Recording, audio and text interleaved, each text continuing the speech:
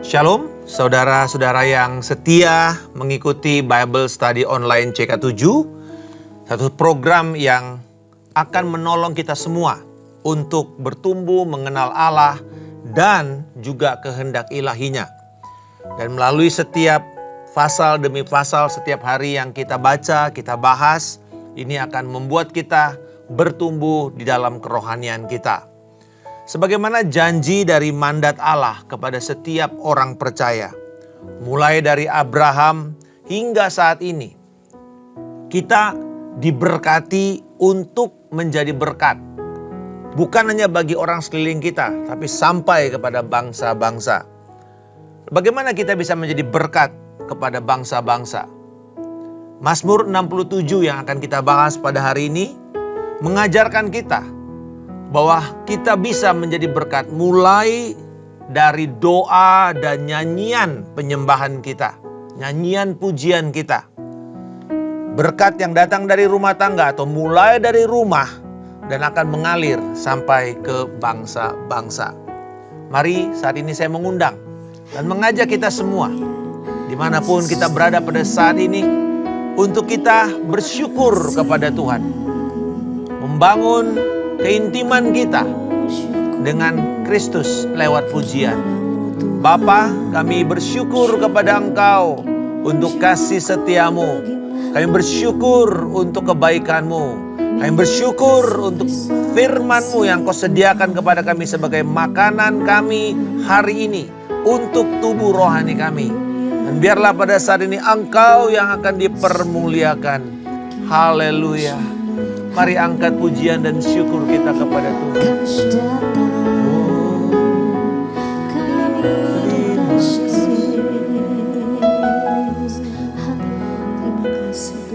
Praise you, Jesus.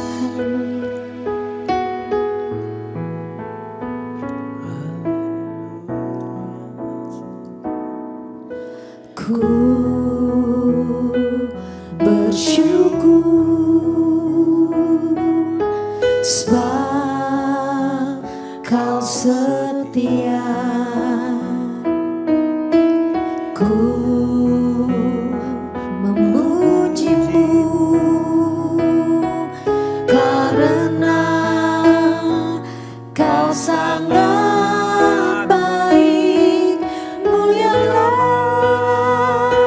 nama-Mu, ku tinggikan, ku agungkan selama hidupku. Benar. Ku bersyukur sebab Kau setia. Ku memuji-Mu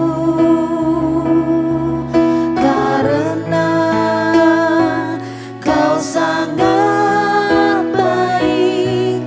Mulialah nama-Mu, ku tinggikan, ku agungkan selama hidupku.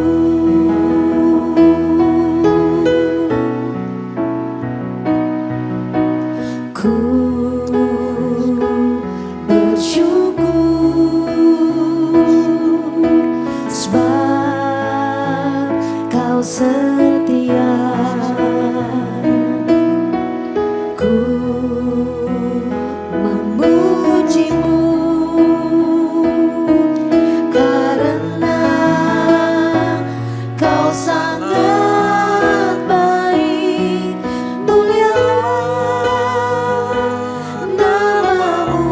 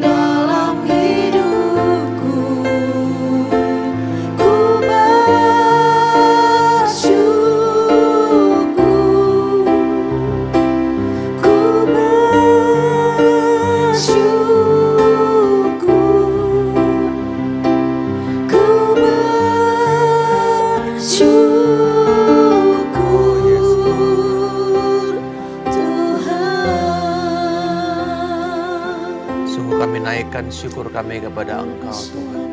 Dan biarlah ini menjadi satu ajakan kepada setiap kami bersyukur kepada Tuhan yang menjadi sumber kehidupan kami, perlindungan dan kota benteng kami.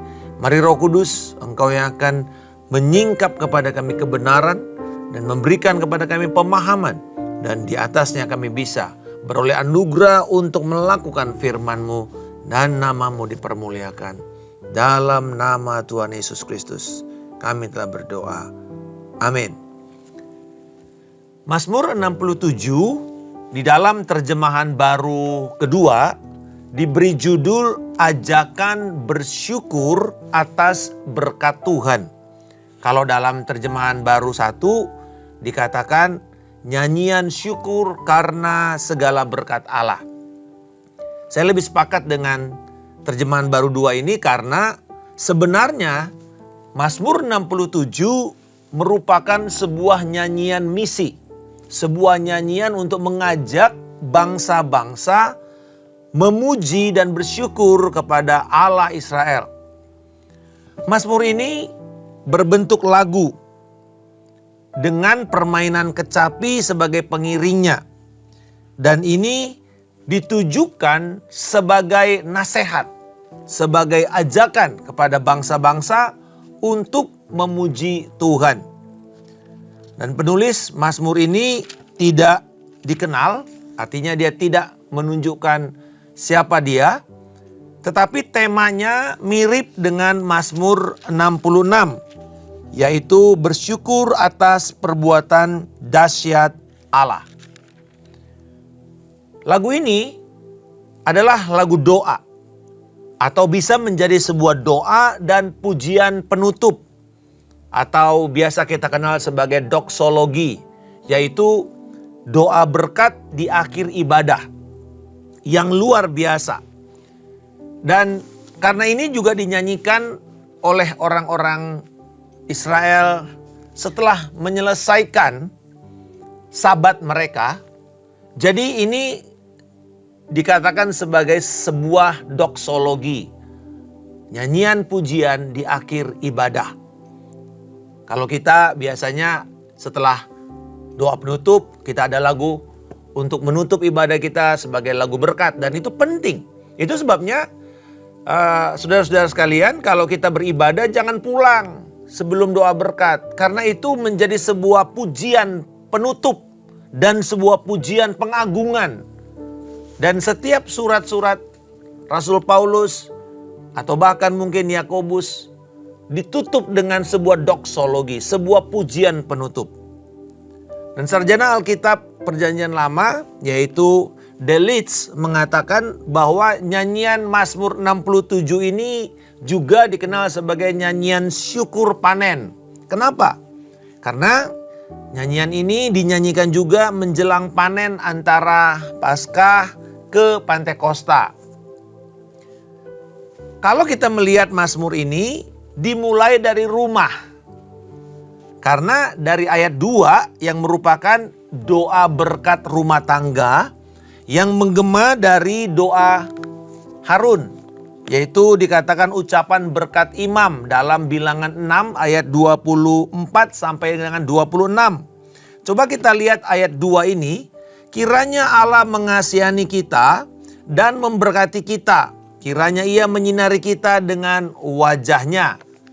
Ini saya katakan gema dari doa Imam Harun.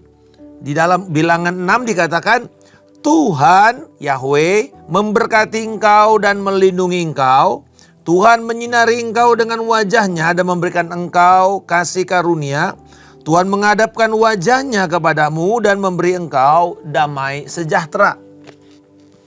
Jadi kita bisa melihat nyanyian ini dikatakan nyanyian penutup di dalam setiap ibadah rumah tangga kalau mereka mengakhiri sabat. Jadi nyanyian doa setiap rumah tangga di Israel.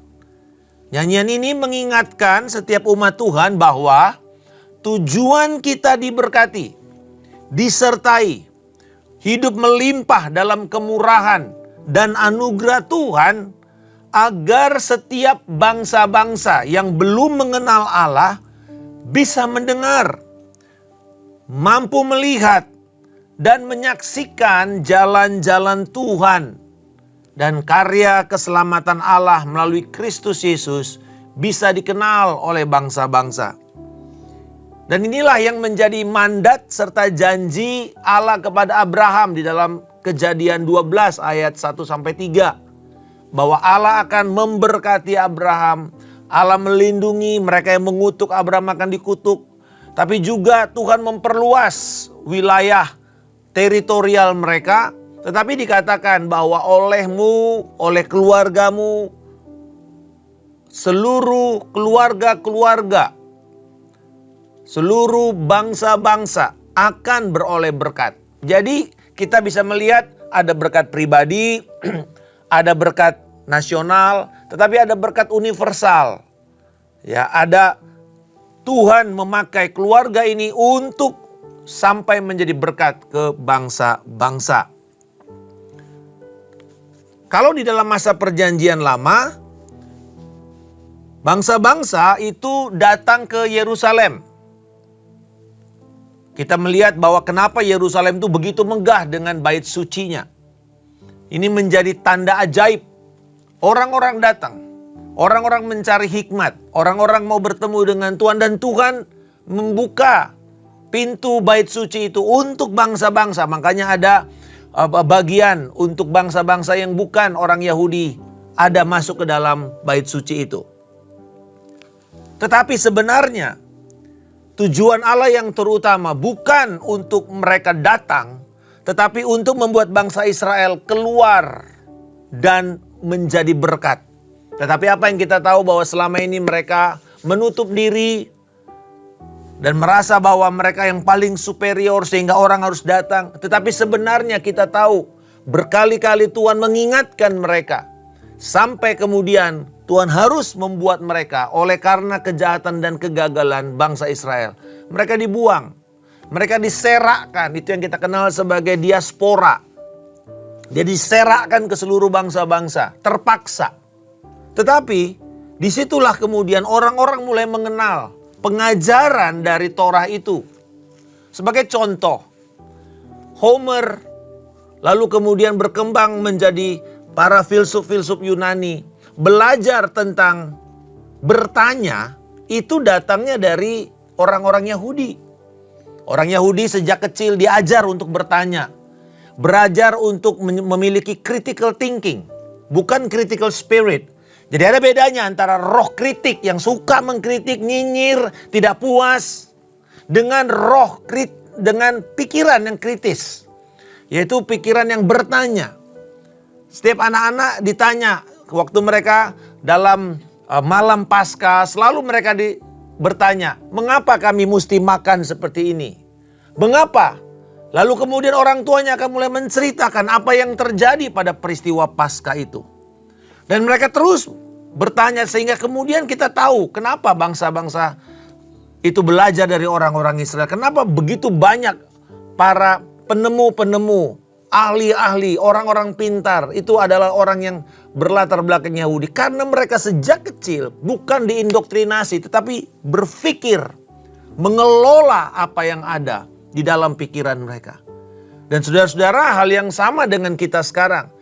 Iman kita itu didasarkan juga kepada pengetahuan. Kita tidak boleh mengabaikan pikiran kita. Tetapi kita perlu menundukkan pikiran kita di bawah ketaatan Kristus.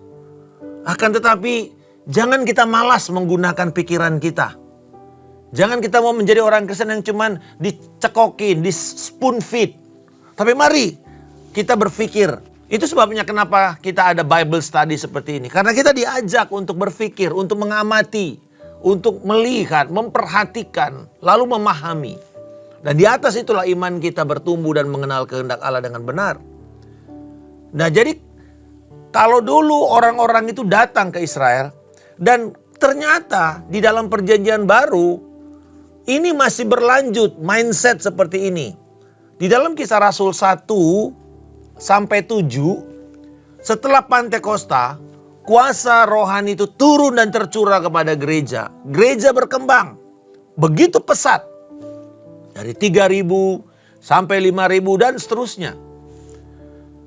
Tetapi walaupun gereja mengalami berkat rohani dan kuasa Roh Kudus, mereka hanya terfokus kepada orang-orang Yahudi. Tetap di Yerusalem terus. Mereka hanya melayani orang-orang Yahudi walaupun ada orang Yahudi yang berbahasa Yunani tetapi tetap orang Yahudi. Dan hanya di Yerusalem sampai, saudara lihat, karena Kisah Rasul 1 ayat 8 itu adalah tema Kisah Rasul yang mana memberikan kepada kita pola persebaran Injil dari Yerusalem ke seluruh Yudea sampai Samaria dan ke ujung-ujung bumi. Tetapi 7 pasal pertama mereka hanya numplek-plek di Yerusalem. Tetapi kemudian dengan adanya Stefanus yang dianiaya dan mati terbunuh, martir pertama gereja Perjanjian Baru, maka apa yang terjadi? Sejak itu dikatakan di dalam Kisah Rasul 8 ayat 1, mereka mulai tersebar ke seluruh Yudea. Bahkan kemudian kita tahu kisah bagaimana Filipus pergi sampai juga ke Samaria, bertemu dengan orang-orang Sida-Sida Ethiopia, dan Injil itu dibawa sampai ke Ethiopia. Kita tahu kemudian nanti Cornelius bertobat dan seterusnya. Tuhan memaksa bangsa Israel, gereja, untuk pergi dan memberitakan Injil kepada bangsa-bangsa. Dan mandat itu belum berubah sampai sekarang. Komitmen kita kepada amanat agung untuk menjadikan segala bangsa murid Kristus terus menggema dan menjadi komitmen utama kita dan gereja. Kita harus menuntaskan amanat agung Tuhan Yesus Kristus. Nah, kembali kepada Mazmur 67 ini. Apa yang harus kita doakan? Karena dikatakan bahwa setelah kita berdoa untuk berkat, tujuannya agar jalan-jalan Tuhan itu dikenal. Agar bangsa-bangsa bersyukur. Agar kiranya suku-suku bangsa bersuka cita, bersorak-sorai karena keadilan Tuhan. Karena kiranya bangsa-bangsa memuji Tuhan. Kiranya bangsa-bangsa semua memuji Tuhan. Dan kita tahu bahwa nanti ini tergenapi di dalam Wahyu, di mana dikatakan semua bangsa, suku, kaum, bahasa berdiri di hadapan takhta Anak Domba. Nah, mereka berbaju putih artinya mereka ditebus, mereka telah disucikan, mereka dikuduskan, dan mereka berseru kepada Tuhan, keselamatan hanya bagi Allah. Jadi saudara, ini adalah rencana Allah yang tidak pernah berubah. Perjanjian Lama memberikan benih kepada kita, tapi kemudian penggenapannya di Perjanjian Baru dan pemenuhan utamanya nanti adalah di dalam ketika kita berada di dalam kekekalan di kerajaan Yesus Kristus. Nah, apa yang harus kita doakan? Ada 3 hal yang kita doakan berdasarkan Mazmur 67 ini. Yang pertama, kita berdoa agar Tuhan memberkati kita dan memakai kita sebagai kesaksian kepada bangsa dan kepada orang-orang yang belum mengenal Kristus. Ayat 2 dan 7 serta 8 merupakan alasan kita diberkati. Ya, kiranya Allah mengasihani kita dan memberkati kita. Kiranya Ia menyinari kita dengan wajahnya. Lalu kemudian ayat 7-8 bahwa Tuhan memberi hasilnya. Tanah yang memberi hasilnya, Allah kita memberkati kita. Kiranya Allah tetap memberkati kita agar seluruh ujung bumi takut kepadanya. Jadi itu alasan kita diberkati agar seluruh ujung bumi itu takut. Takut di sini artinya hormat. Fokus kepada Allah dan memberkati bangsa-bangsa ini sehingga mereka datang kepada Tuhan. Nah, ketika orang yang belum mengenal Tuhan menyaksikan bagaimana saudara sebagai orang yang setia kepada Tuhan itu dilimpahi kemurahan Tuhan pada hidup saudara, pada usaha, pekerjaan, bisnis, memberkati saudara secara material, bahkan ketika seluruh dunia berada dalam kondisi paceklik seperti pandemi kemarin, maka kita melihat ada orang-orang percaya yang sungguh diberkati. Satu kali saya bertemu dengan satu orang yang selama panceklik justru dia mengalami omset penjualan yang begitu besar yang belum pernah ada. Dan dia katakan, Rahasianya cuma satu Pak, kemurahan Tuhan. Dan setelah itu orang begitu banyak datang dan mengenal produk yang dia hasilkan. Hampir lebih dari 4,5 juta orang menyaksikan tayangannya. Sederhana sekali. Kenapa? Karena kemurahan Tuhan. Karena kerendahan hati untuk berseru kepada Tuhan. Dan itu menarik perhatian orang. Jadi saudara-saudara, alasan kita diberkati bukan untuk kita itu jadi duniawi atau hidupnya bersenang-senang. Tapi justru untuk memberikan kepada kita kesempatan memberitakan kabar baik. Karena alasan Tuhan memberkati tuaian kita, memberikan kita tuaian melimpah untuk mengajak bangsa-bangsa datang kepada Tuhan. Doa kita, Tuhan berkati aku melimpah-limpah supaya aku bisa menjadi berkat kepada bangsa lain. Yang kedua, marilah kita berdoa agar Tuhan melalui hidup kita menuntun bangsa-bangsa bertemu dengan Kristus. Atau juga mungkin kita berdoa supaya Tuhan, orang-orang yang saya kenal, yang jauh, mungkin itu adalah keluarga saudara yang jauh di luar kota atau di luar negeri, berdoa supaya mereka bertemu dengan orang-orang percaya, orang-orang Kristen.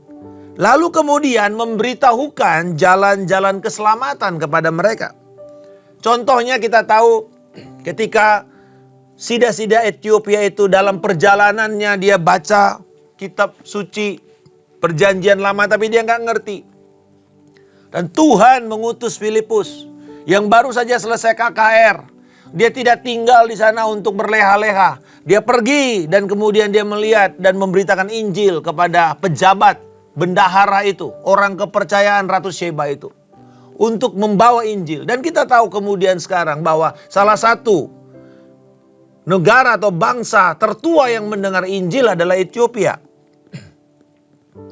Mereka disebut sebagai the Black Jews. Orang-orang Yahudi hitam. Karena mereka memiliki dan membawa dasar kekristenan awal. Itu karena sida-sida Ethiopia itu mengenal Injil. Lalu kita lihat juga ketika Cornelius orang Italia itu di dalam Kisah Rasul 10 sedang berdoa. Karena dia juga dermanya, bantuannya secara keuangan kepada gereja. Walaupun dia belum orang percaya. Tapi justru lewat itu Tuhan mempertemukan Cornelius dan seisi rumahnya dengan Petrus. Dan itulah mulai satu KKR besar. Karena di rumah orang-orang Romawi bukan cuman ayah, istri, anak-anak. Di situ ada budak. Di situ ada para pekerja. Di situ ada pengikut-pengikutnya. Di situ ada para supporter politik. Jadi rumahnya seorang pejabat seperti Cornelius itu banyak orangnya. Bisa lebih dari 10-20 orang. Jadi bayangkan ketika Tuhan menaruh hati kepada Cornelius untuk mencari Tuhan. Lalu Petrus dengan keberaniannya walaupun dia tahu bahwa mengunjungi rumah orang non-Yahudi itu istilahnya tidak kosher, tidak halal. Karena banyak hal-hal di mana mereka melakukan sesuatu yang bertentangan dengan hukum Taurat. Tetapi dengan penglihatan tentang makanan-makanan najis itu, Tuhan mau mengatakan, pergi kamu ke sana. Apa yang Tuhan katakan suci adalah suci. Apanya? Bukan makanannya. Tetapi orang-orang yang saat itu sedang menunggu untuk diberitakan keselamatan. Jadi saudara-saudara, berdoalah supaya Roh Kudus memakai, mempertemukan orang-orang yang kita sedang doakan itu untuk bertemu dengan orang percaya. Saya tahu waktu saya mendoakan adik saya yang jauh di luar kota. Dan saya berdoa dan saya bilang, Tuhan pertemukan dia dengan orang yang mengasihi Tuhan. Dan kemudian apa yang terjadi pada waktu dia sedang mengalami keadaan krisis dalam hidupnya. Dia bertemu dengan seorang anak muda. Dan dia memberitakan Injil. Dan itu pertama sekali saya mengenal Injil. Nah saudara-saudara, saya jauh tetap memberitakan Injil, mendoakan dia. Tetapi perlu ada orang yang bertemu dan mengajak dia, menuntun dia kepada Kristus. Tuhan akan pakai orang-orang percaya yang mengasihi Tuhan juga. Dan yang terakhir, bahwa bukan saja kita berdoa supaya kita diberkati, bukan saja kita berdoa supaya Tuhan juga memakai orang-orang bangsa-bangsa yang tidak mengenal Allah ini dituntun kepada jalan Tuhan dengan bertemu orang-orang percaya di seluruh dunia. Yang ketiga, bahwa kita berdoa agar nyanyian pujian yang kita nyanyikan itu menjadi alat Roh Kudus, membangkitkan kerinduan kepada orang-orang atau bangsa-bangsa yang belum mengenal Allah untuk mencari Tuhan. Kita tahu dengan komposisi-komposisi para pengarang penulis lagu yang memiliki mutu yang baik, untuk kemudian mereka menuliskan firman, perkataan Tuhan, atau mungkin ide yang datang dari Roh Kudus untuk mengajak orang menyadari akan nilai-nilai kehidupan. Saya satu kali melihat anak saya menulis lagu, dan lagu itu dia dapat pada waktu dia sedang berdoa dan membaca Mazmur. Saudara-saudara, Mazmur ini kan lagu, puisi-puisi indah. Dan kita tahu begitu banyak orang-orang yang menyadari. Selalu satu contoh, ada orang yang mengatakan, oh saya baru tahu ternyata lagu Boney M itu, By the River of Babylon itu, ternyata itu exactly adalah firman Tuhan.